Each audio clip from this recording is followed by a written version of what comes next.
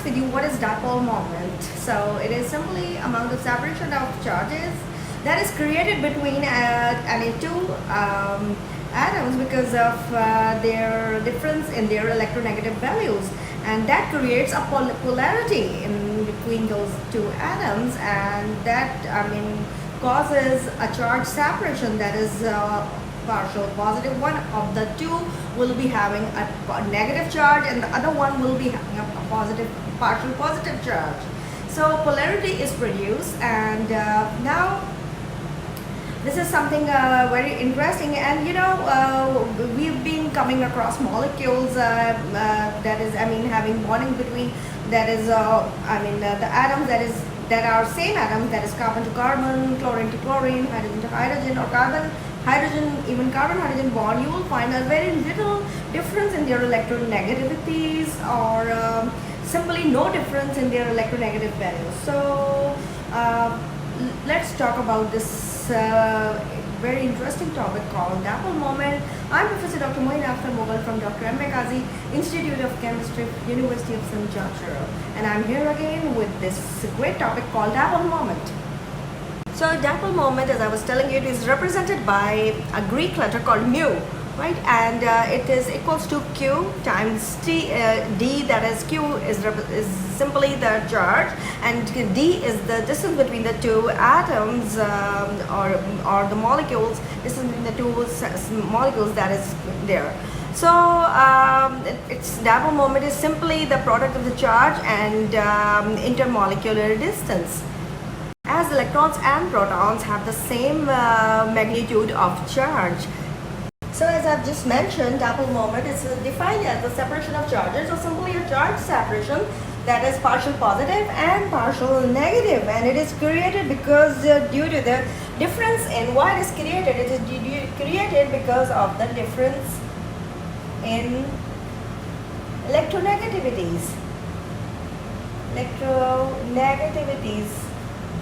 between the two molecules, right? So it is produced just because of the two, difference in the molecules. And we've been coming across molecules having bondings between carbon to carbon, here carbon to carbon, or carbon to hydrogen atoms. Now these are bonds with almost negligible difference or no difference. They have negligible difference, or simply no difference, right? Between what? Between their electronegative values, between the connected atoms. So now as such type, and there are other also examples like you can say homoatomic molecules. For example, some homoatomic molecules, if we talk about homoatomic. Now what are homoatomic molecules? I will tell you right now.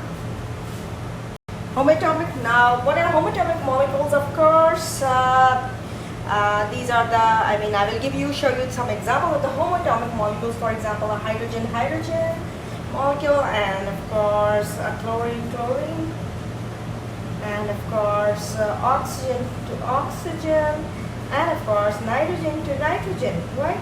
Now these are all homoatomic molecules, and now these are all the examples, that is hydrogen to hydrogen, chlorine to chlorine, oxygen to oxygen, and of course this nitrogen to nitrogen. Now these are called the homoatomic molecules. And now here you can simply see that as they are same in their electronegative values. They are all same in electronegative. I will denote this with electronegative values.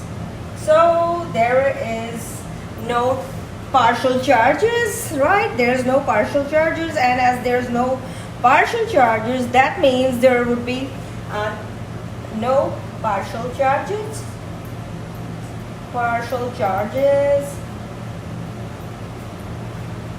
And that simply refers to, as there are no partial charges, that means dipole moment, which is denoted by dp, will be equals to what? Now, if you would be here, I would ask you, dipole moment would be 0, right? And when dipole moment equals to 0, that means that as dipole moment is denoted by mu, right? Mu. So as I was talking about these homoatomic molecules, now here as they have the same electronegative values, no partial charges, that means dipole moment equals to 0, and which refers to, that means mu equals to 0. And when mu equals to 0, that means that these will be all non-polar. All what? Non-polar. Non-polar. So by knowing the dipole moment of any molecule, you'll come to know whether the molecule is polar or non-polar. So here we are simply saying that when dipole moment equals to 0, that means mu equals to 0, and that simply refers to that your compound, your molecule is a non-polar molecule. Whereas if your dipole moment equals to dipole moment, whereas if it is not equals to 0, then it is going to be a polar molecule. Simple. When dipole moment equals to 0, mu equals to 0, that means it's non-polar, whereas dipole moment is not equals to 0. This is not. I will write it down here. Not equal to 0. That means you have a polar compound. So this is how you can figure out easily that whether your compound is a polar or a non-polar compound. So now, just to conclude, now it's simply very important point to note, very important point to note. What? I will tell you in a second. Just I've mentioned that if a dipole moment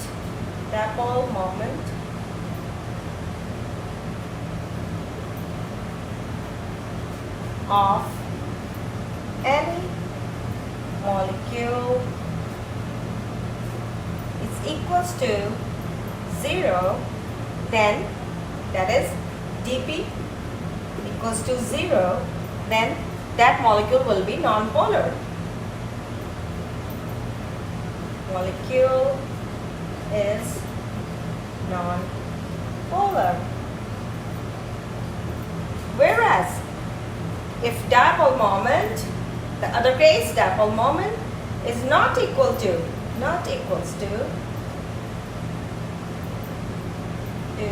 0, that is, so not equals to 0, so it would be otherwise that is polar. I hope you understand now how to figure out referring to the dipole moment whether your compound you are facing is or you are encountering is polar or a non-polar. So this is also one way to find out. If you know the dipole moment of the molecule or a compound, you'll be able to know whether it is polar or non-polar simply by going through this. So dipole moment is simply represented by a Greek letter. I've just mentioned also mu, which is equals to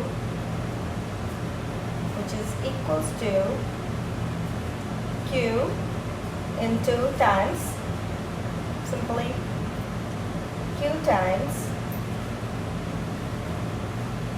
D, right? And this is mu and mu. And simply what is Q and what is D? Simply this is Q is the charge and this is the distance. D is the distance, that is the charge, and the distance that is created between any two atoms. So now here the dipole moment will always be pointing towards the atom that is more electronegative. That keep that thing in your mind. The dipole moment will always pointing towards the atom that is more electronegative. Now I have given you I've just shown you some homoatomic molecules, whereas if you simply see another example of a heteroatomic molecule. Let's see a heteroatomic molecule.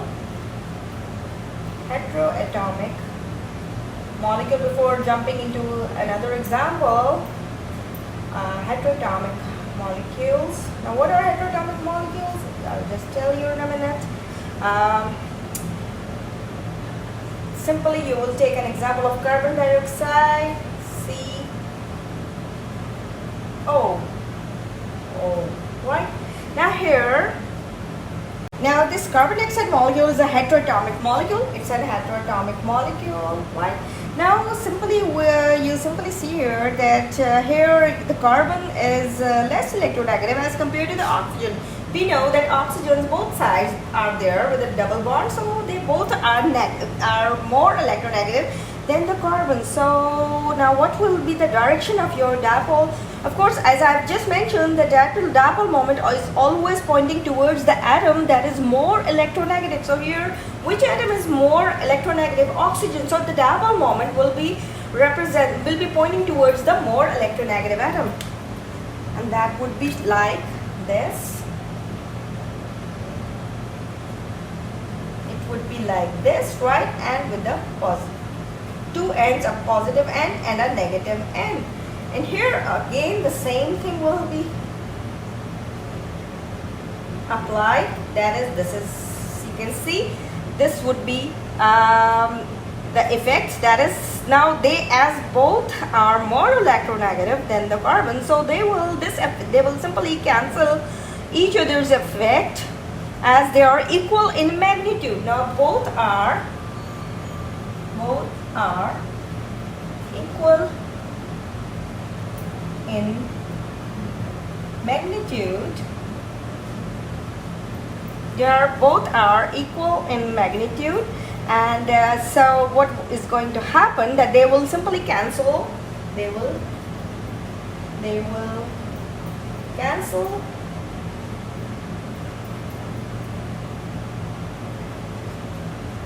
They will simply cancel each other's effect as they are equal in the magnitude. And what you will be going to get in the end, that of course the dipole moment would be, or that as their electronegativity of carbon is less than oxygen. As here in our case, the carbon is less electronegative than oxygen. So what was happening, that the vector quantity, now this is simply a vector quantity, right? This is a vector quantity, vector, V-E-C-T-O-R, vector quantity. So it will point towards the more electronegative atom. So now what will happen, that as they have the equal magnitude, they will affect each other's, they will cancel out each other's effect. Now the two vectors are at equal magnitude. Both the vectors are at equal magnitude of the charge, but opposite in the direction. They have different directions. They are opposite in direction. So dipole moment will be equals to 0, right? 0. So if dipole moment equals to 0, that means mu equals to 0, right? And when mu equals to 0, so it is going to be a what? A nonpolar molecule. Nonpolar molecule. So it will going to be a nonpolar molecule, right? So this was one example. Let's find out another example to understand in a much better way this great topic called dipole moment. Let's take another example of a molecule called BF3, right? Boron trifluoride, F.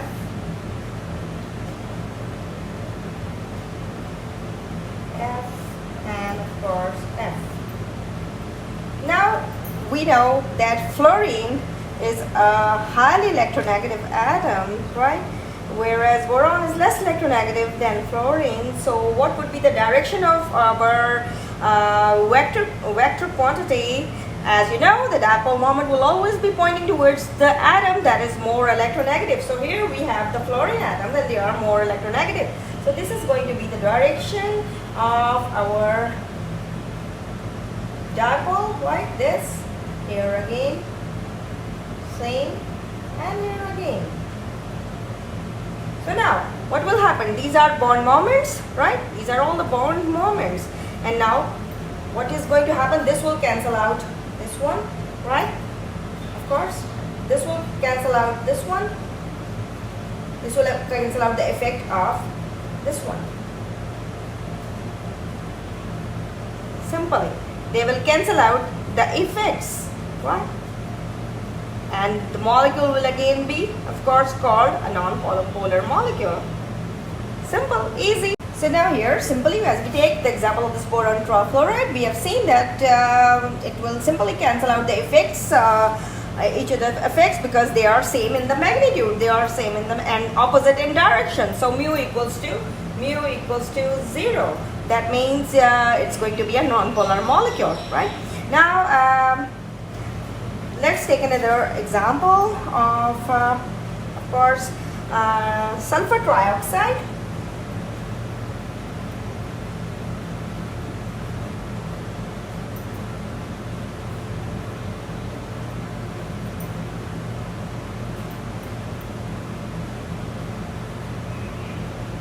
Sulfur trioxide molecule, right? Now again, of course, we know that oxygen is more electronegative than sulfur, resulting what is going to happen here, that it is going to,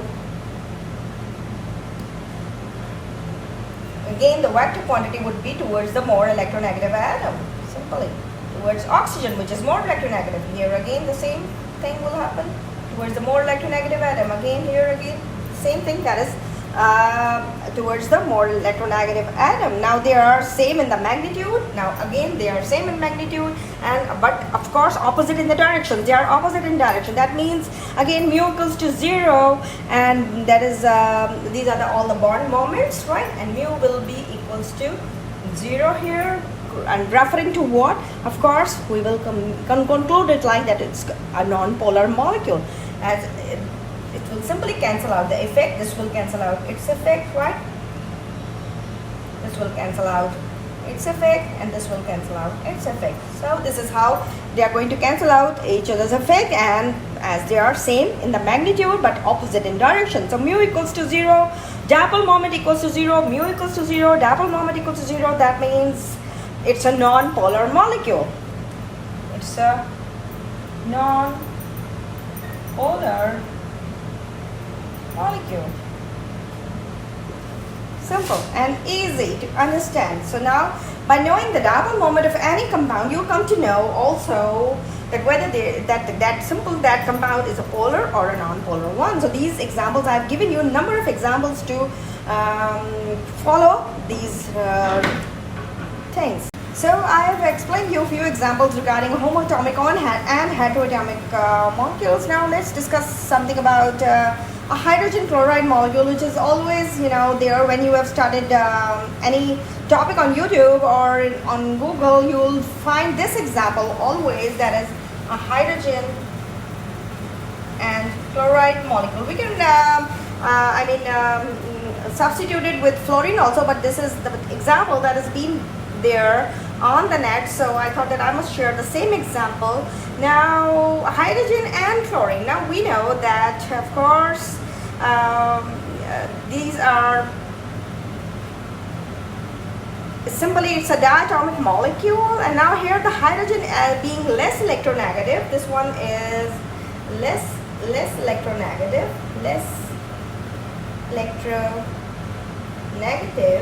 right?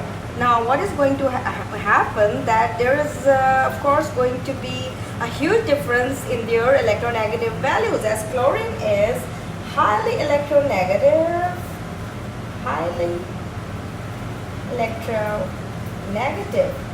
So what chlorine is going to do, that it's going to pull the bonding electrons towards itself, right? So what would be what it's going to do, that as chlorine being more electronegative, so this huge difference, this high electronegative atom, which is chlorine, will pull the bonding electrons from this hydrogen atom, and will have a partial negative charge, and hydrogen, that is the electron deficient atom, would be left with a partial positive charge, right? When the electrons will move towards this side, what is going to happen? Going to be having a simple this structure, right? This is going to be the vector structure, and as you know, it will point towards a more electronegative atom. So what is going to happen, that hydrogen will be left with a partial positive charge, and chlorine of course would be having a partial negative charge, right, with a lot of electrons around it, as the bonding electrons will, the electronic cloud will be more dense towards the chlorine atom, and here it will be a less So now here, between the hydrogen and the chloride, as the bonding electrons will move towards the more electronegative, that is chlorine atom, what is going to happen?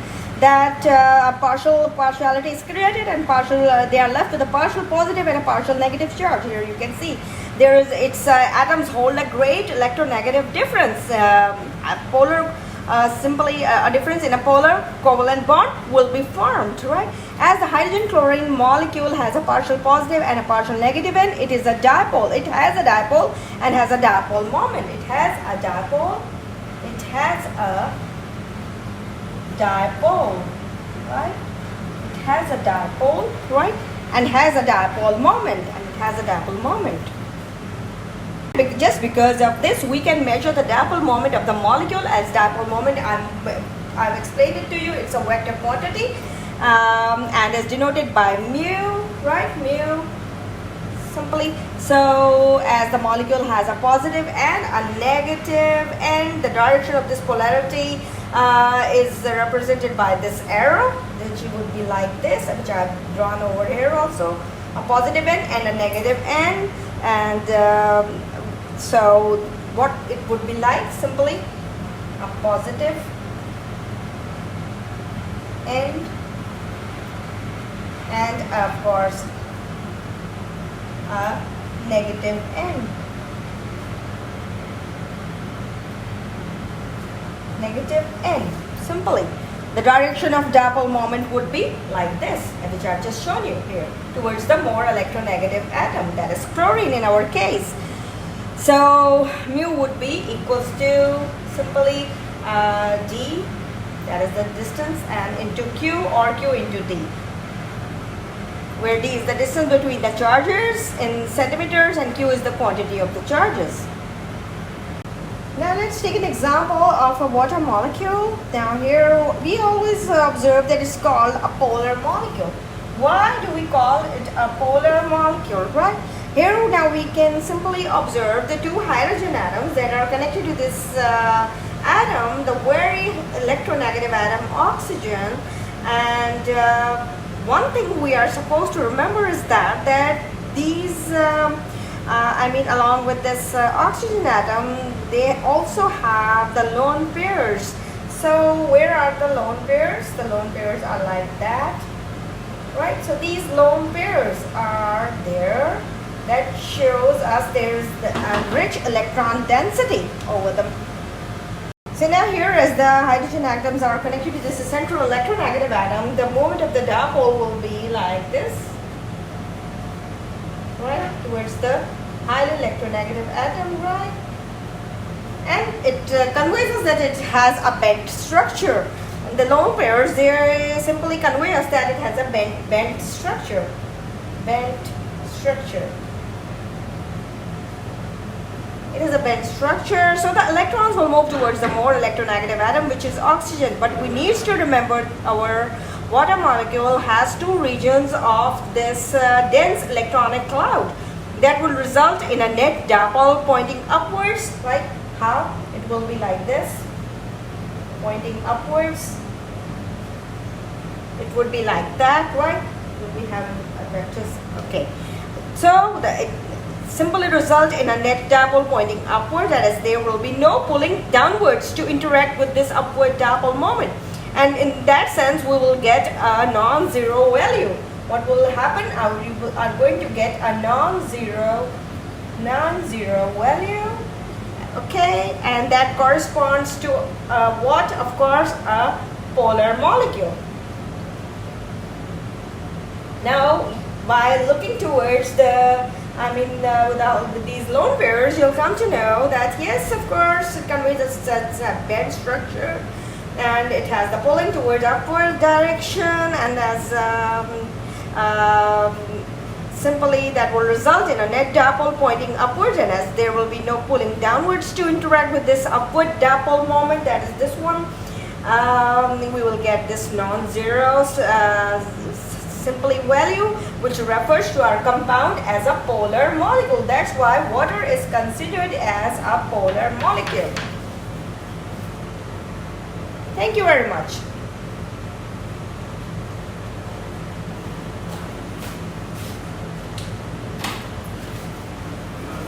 So today I was explaining it to you in my own this office about the dipole moment, and I hope you understand what is a dipole moment, why we represent it with mu, okay, and what is mu.